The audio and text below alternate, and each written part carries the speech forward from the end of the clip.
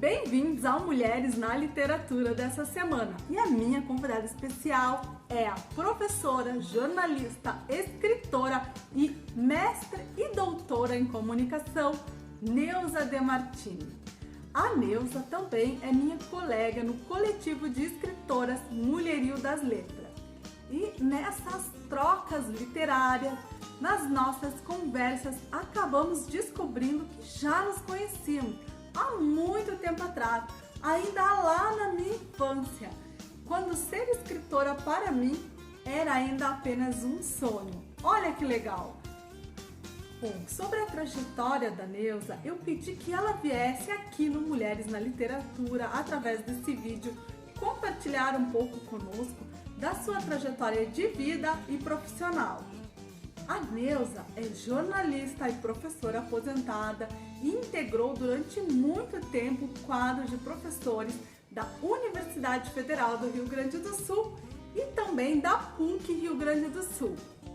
Ela é mestre e doutora pela Universidade Complutense de Madrid em comunicação política, comunicação persuasiva, um conceito que a Neuza trouxe ao Brasil em 1995. Ela tem muito a compartilhar conosco, é autora de diversos artigos científicos, livros nas áreas que ela é graduada e formada e também em literatura literária.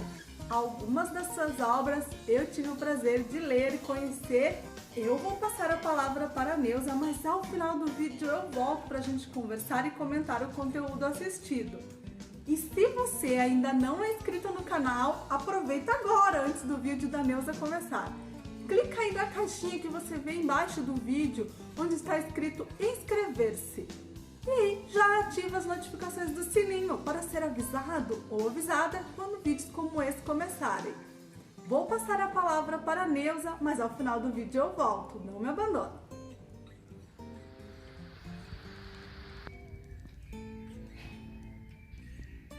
Olá! Me perguntaram como eu sou por mim. Eu me sinto uma pessoa contraditória por natureza. E isso não sou eu só que penso, mas amigos, familiares já me comentaram que eu sou bastante contraditória. Assumo. Segundo alguns, eu sou uma pessoa impetuosa, bastante, objetiva e uma guerreira. Então, isto me faria uma mulher forte? Já segundo outros, eu sou uma mulher suave, delicada e tímida, muito tímida. Então, eu seria uma mulher frágil? Enfim, o que eu posso dizer de mim é que eu sou uma mulher muito, mas muito tímida. Já perdi, inclusive, oportunidades na minha vida por timidez, ainda que não pareça, né? E sou muito emotiva. Eu sou jornalista, formada pela Universidade Federal do Rio Grande do Sul, tenho mestrado e doutorado pela Universidade Complutense de Madrid, na Espanha, na área da comunicação política. Esta profissão de jornalista eu escolhi mais ou menos que eu devia ter uns 14 anos, era adolescente, quando eu lia as reportagens da jornalista italiana Oriana Fallaci. Esta mulher, também escritora, nasceu em 1929 e foi correspondente de guerra. Imagine o meu entusiasmo, né? Com 14 anos eu pensava ser correspondente de guerra. Além disto, a Oriana Fallaci entrevistou muitos dos grandes líderes de várias décadas, tanto líderes considerados do bem quanto os do mal, entre 1960 e 1980. Oriana Fallaci era filha de um italiano que militava contra o fascismo. Ela morreu em 2006 e começou com 16 anos no jornalismo. Inclusive foi enviada para o Vietnã e outros, Irã, Iraque, enfim, né?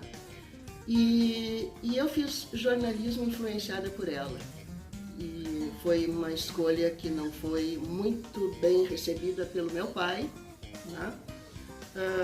Ele foi contra, né? E inclusive eu comecei a trabalhar jovem ainda, quando entrei para a universidade, para poder ser independente economicamente dele, né? E poder seguir a minha vocação. Eu nunca pensei em ser professora, né? Eu queria ser jornalista e fui trabalhar na Standard Propaganda e depois na MPM, duas grandes agências nacionais da época. Acontece aquelas coisas que acontecem, as mudanças de rumo na vida da gente. Eu casei e fui morar em Santa Maria. Lá, sem ter um espaço para mim no jornalismo, acabei fazendo um concurso federal público. Estava começando o curso de comunicação social, né, na Universidade Federal de Santa Maria, e iniciei ali a minha vida docente e de pesquisadora. Dali, depois de quase 13 anos, eu fui transferida para a Universidade Federal do Rio Grande do Sul, onde eu acabei, depois de 13 anos também, me aposentando. Continuei, depois de aposentada, no programa de pós-graduação da FAMECOS, PUC, e fiquei até me aposentar pela segunda vez. Aí por problemas de saúde, alguns anos atrás. Nestes anos todos, eu tive a oportunidade de morar muitos anos na Espanha e viajar, que são dois dos grandes prazeres da minha vida, a Espanha e viagens. A docência e a pesquisa entrou definitivamente na minha vida quando eu me mudei para Santa Maria. Fui me dedicando ao estudo da comunicação persuasiva, estudos que trouxe para o Brasil no ano 1995, ligado à comunicação ideológica, tanto política quanto religiosa. Eu tenho muito orgulho da minha carreira acadêmica, porque me permitiu publicar livros, vários livros, individuais e coletivos, e muitos artigos científicos. E também ser reconhecida e premiada nesse espaço acadêmico. O que mudou na universidade, desde que eu comecei até agora, eu percebo que foram os alunos com pouca capacidade de concentração em estudos profundos e principalmente estudos teóricos, reflexivos e críticos. Hoje, os jovens querem as faculdades com equipamentos de última geração que dão prioridade à tecnologia de apoio, como se com isso eles tivessem garantias de fazer uma boa comunicação. Eu acredito que a comunicação ganhou em parafernália, mas em conteúdos enfraqueceu. A outra pergunta é o que me desanima e o que me irrita. Bem, eu me sinto muito desanimada e muito irritada também com esta pseudo-politização que nós estamos vivendo há décadas, não é de hoje.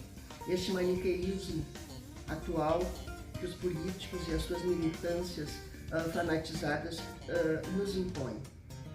E aí eu falo tanto da esquerda quanto da direita, né? E de todo o espaço que o leque ideológico permite entre uma e outra.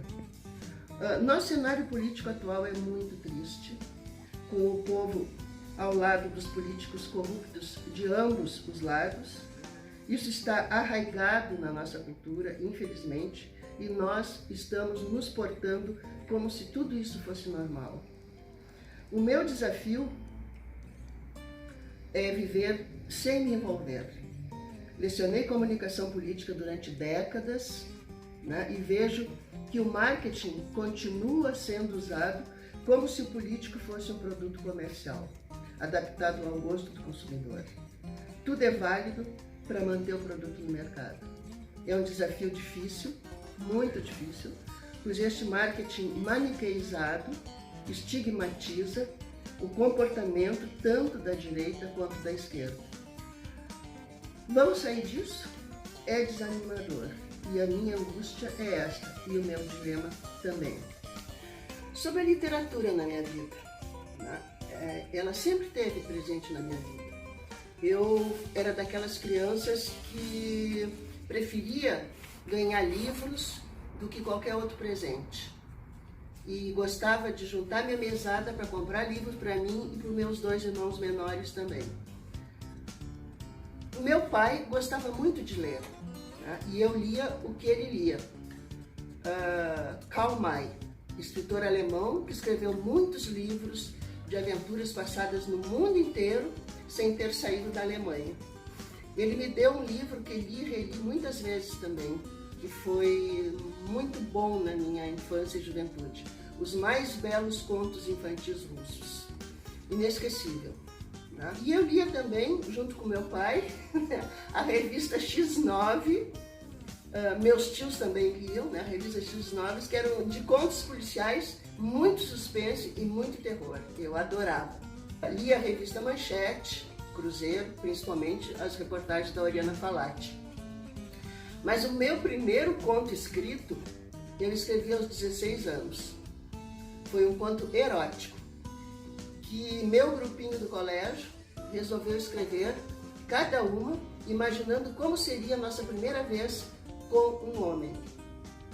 Deixei dentro de uma bolsinha, né, e a minha mãe leu furtivamente.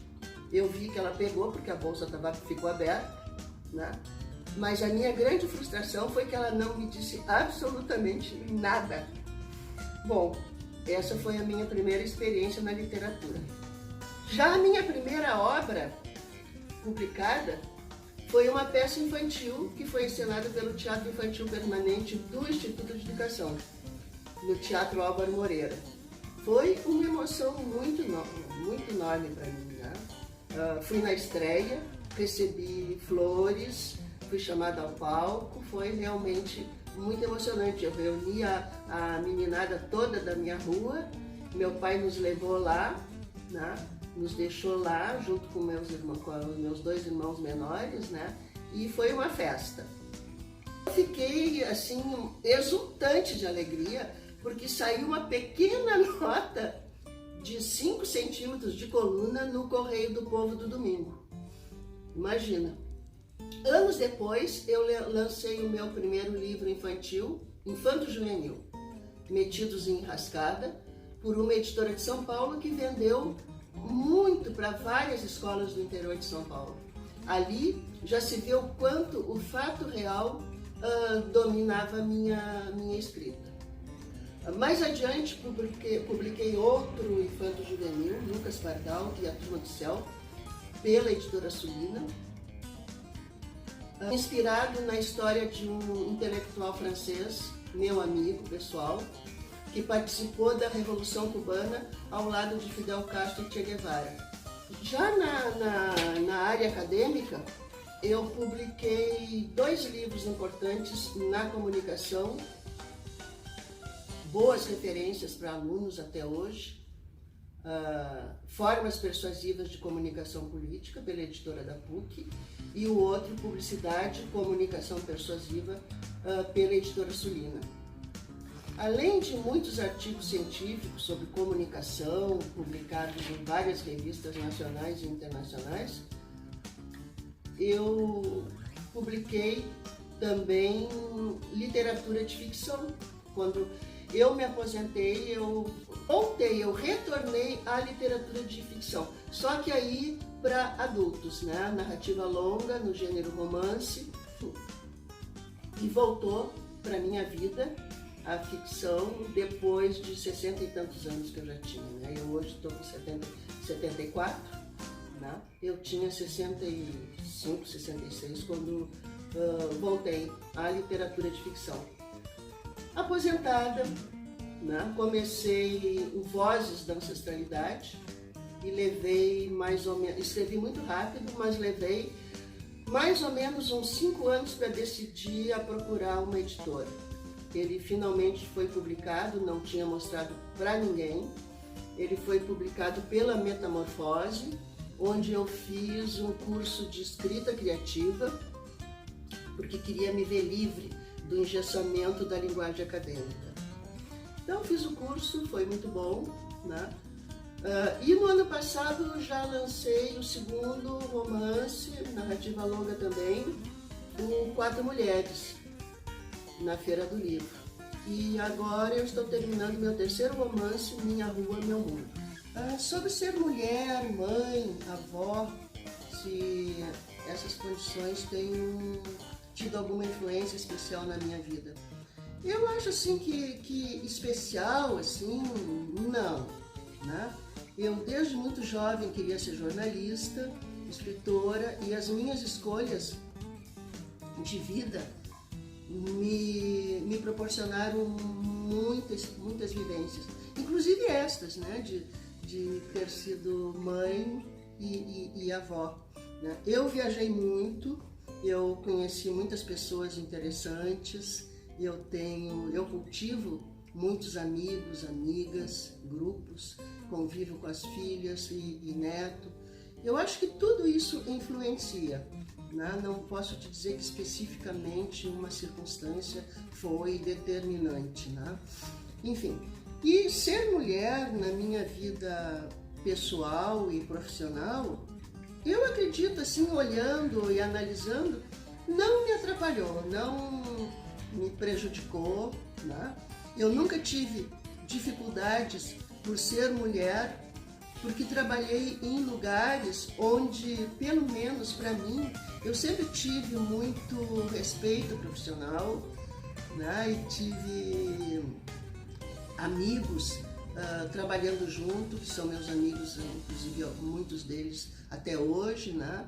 E eu estive em alguns cargos de chefia, de direção de faculdade, chefia de departamento, direção de faculdade, e comandei homens e mulheres, professores, né, e professoras, sem nenhum problema que eu me lembre, que eu me recorde, foi muito tranquilo, sempre trabalhamos dentro de uma, não sei a vida acadêmica, aonde eu trabalhei, sempre foi dentro de muita harmonia, né?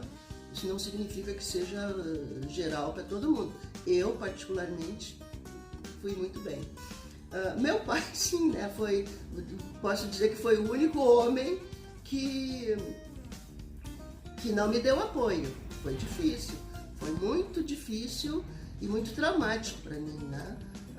Quando eu quis fazer faculdade, ele não me apoiou, ele não aceitou, enfim, né?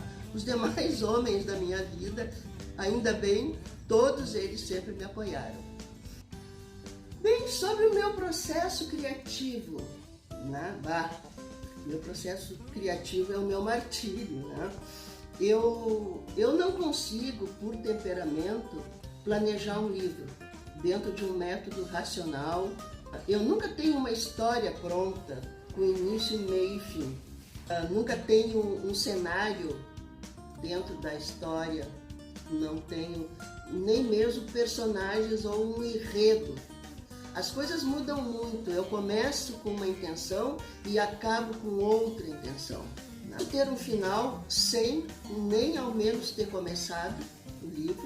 Posso começar sem ter um personagem central, posso ter um cenário interessante onde pode ocorrer uma história, né?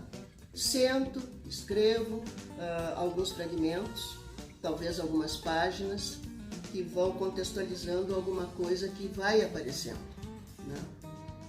O que eu gosto, sim, e eu acho que predomina na minha escrita, é o fato.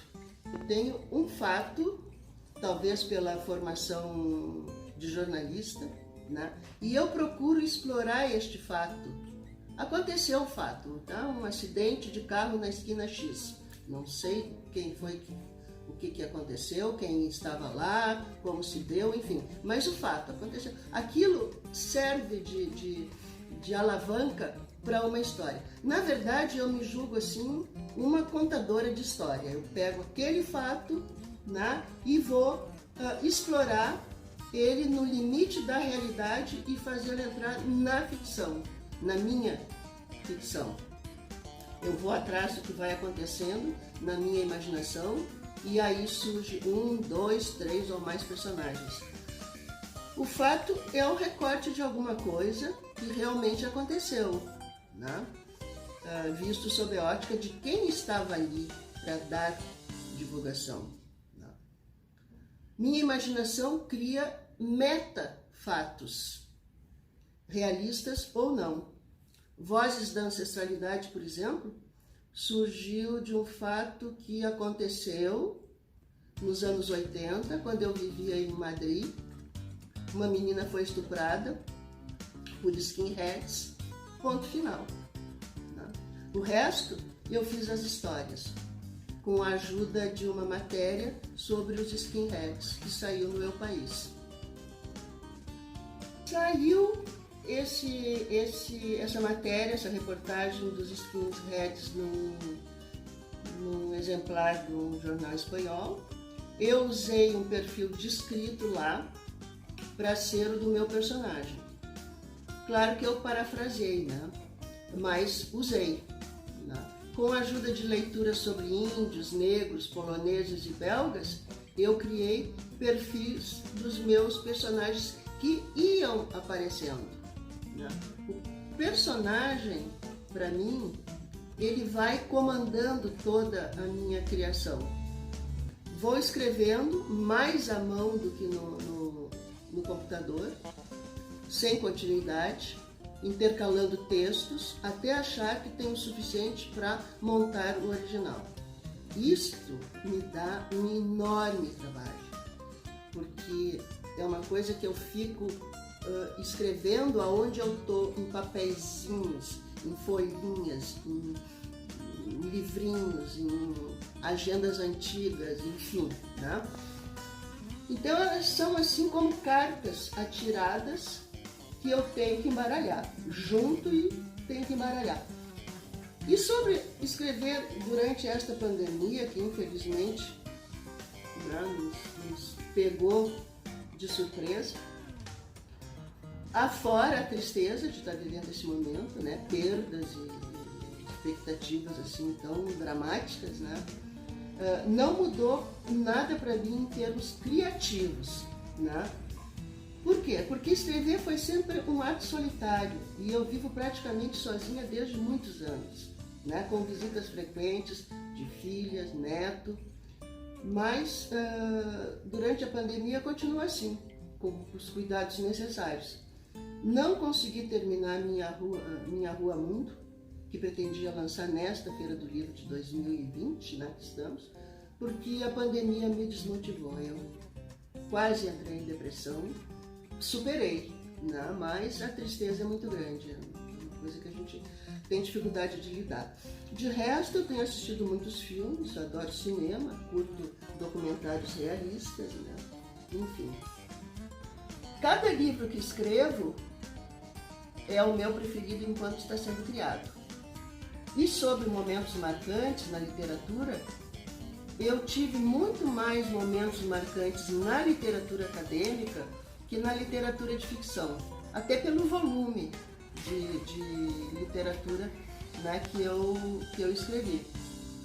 Livros científicos são sempre melhor divulgados, né? As editoras nos pagam pelos originais, quase sempre, nos enviam relatórios de venda, depositam os direitos autorais. Já as editoras universitárias não nos pagam nada, mas também nós não gastamos nada. E elas divulgam e distribuem, o que é uma coisa muito gratificante para quem escreve. Também esta literatura acadêmica nos dá muito prestígio, né, em um vasto mundo, dentro e fora do país. E eu tive muitas alegrias, né, com a minha produção literária acadêmica, né. Além dos autores que eu já citei, eu li Somerset Maugham, Hermann Hesse, Virginia Woolf, Clarice Lispector, Josué Montello, que eu gosto muito, desse maranhense, né? Ariano Suassuna também gosto, José Guimarães, nosso Josué, né? Dentre tantos que eu li. Li quase todos da fase do realismo fantástico, pois me considero tangenciando este movimento, já que me fascina, né? É ali que eu quero estar. Os latino-americanos são meus preferidos. Quero incluir Lia Luft, que eu gosto muito, né? E atualmente o meu preferido é Miyakoto. Então, gosto muito do Miyakoto como escritor e como pessoa. Gosto demais do Saramago, do Agualusa, Padura e tantos outros contemporâneos, né? Uma coisa muito minha, nunca tive disposição para ler best-sellers ou ver filmes também best-sellers, nunca me atraíram, né? E coisas minhas. E agora me pedem também uma mensagem para quem está começando, né? Para quem... A minha mensagem é que escrevam, sem preocupação de publicar. É importante publicar, mas escrevam sem essa preocupação. Deixar essas histórias imagináveis somente na nossa cabeça é muito triste. Elas devem ser reveladas fisicamente. Sempre vai ter alguma pessoa, enfim, que vai gostar, vai admirar, vai comprar um, depois comprar o outro, vai esperar aguardar o terceiro, enfim. Uma história de ficção é uma história que poderia ter sido, né, mas não aconteceu realmente devido a alguma circunstância. Fica essa minha mensagem e desejo sucesso para todos aqueles e aquelas que, porventura, gostam de escrever e gostam também de ser lidos. Muito obrigada e até uma próxima. Neuza, muito obrigada por você ter compartilhado conosco as suas vivências aqui no canal. Eu estou aqui com os teus livros, 4 Mulheres, que eu já devorei. Comecei essa semana também o Vozes da Ancestralidade e aguardo as tuas próximas obras, teus próximos projetos.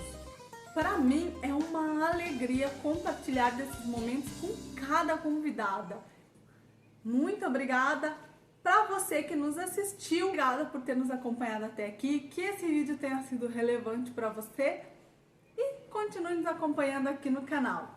Um abraço, um beijo e a gente se vê!